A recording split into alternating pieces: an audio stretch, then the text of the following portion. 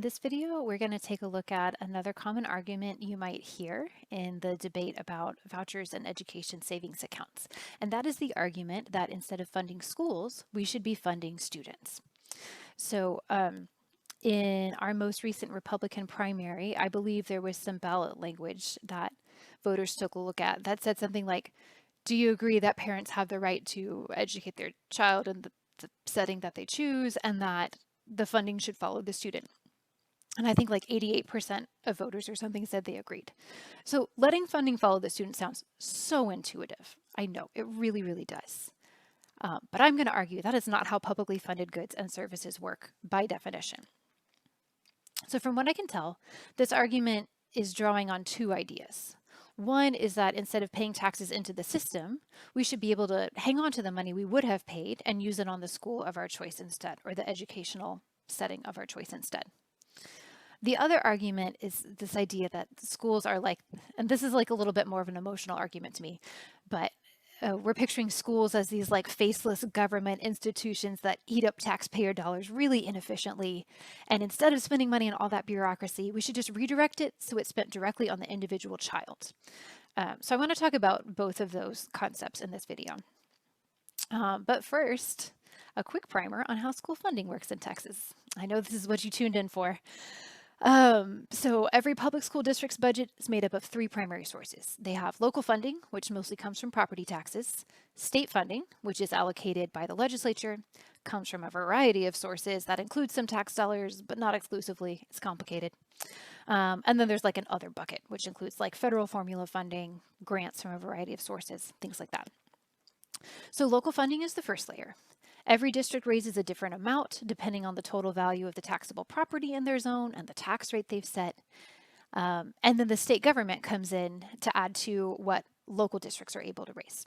So every biennium, the Texas legislature sets a baseline amount of funding to allot for each public K-12 student. So last year it was like a little over $6,000. And then for each district, they multiply that amount by the average daily attendance in that district. They add in some additional multipliers depending on how many students with specific needs there are. So like, I think there's a multiplier for like English learners, maybe gifted students, students taking career and technical education courses, that kind of thing. And there's a bunch of other math magic that happens, and eventually, voila, there's this big pot of funding they send to that district for the next 2 years. So you combine that part with property tax revenue, with whatever other sources the district has secured, that's the district's budget. So some of that stays at the district office to fund the overall operation, and then the rest is divvied out to schools. Okay, now that we've gotten that out of the way, let's do some math to think about that first argument, that I should be able to take the money I would otherwise pay in taxes and direct it toward my child's education individually instead. I don't know about you, but I pulled out my property tax bill. About $2,000 of my taxes go to my home district, Bryan ISD, every year.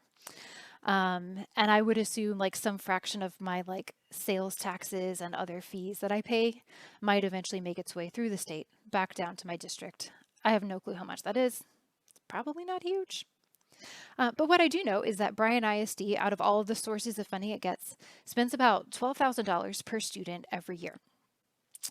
I feel comfortable assuming that for each year that I have a child enrolled in the district, receiving an education for free, I'm actually getting a pretty good deal. If I have more than one kid at once, it's especially a great deal. I'm actually getting more benefit than what I personally have paid for my children's education. Now, when I don't have a kid in public school, it's true my family's not receiving the direct benefit of that $12,000 a year in education in exchange for the taxes we paid. But we're still enjoying the indirect benefit of living in a community whose residents are being educated.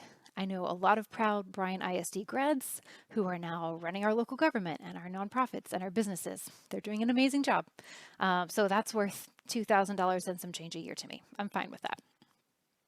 But even without doing all the math, which I'm not even 100% sure I'm doing right, I think it's wild to expect to receive the exact value of your tax payments back in benefits.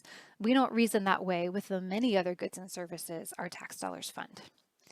You don't march down to City Hall demanding a refund if you didn't visit a public park that year.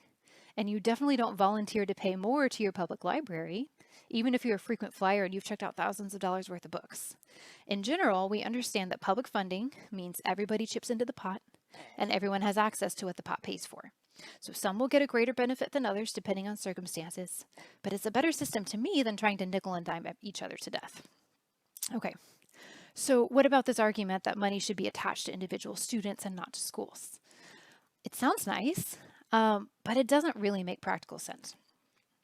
So just because we can calculate an amount per student, because math, doesn't mean the state is actually like literally spending that number of dollars on your child personally.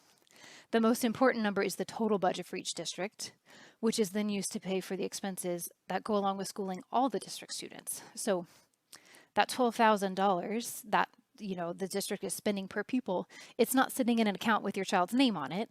It's 20% of a teacher's salary, or it's textbooks for 100 kids, or it's a professional development session for all the English teachers, or whatever. And by the way, private schools work the same way. They have operating budgets. Some of those expenditures are directly on individual students, some of them aren't. So no one funds students, we fund schools. And there's not a world in which funding follows the student without leaving an impact on the schools they're leaving. So does that mean we should never ever consider education savings accounts? No, I'm just saying this is not a good argument to justify that policy.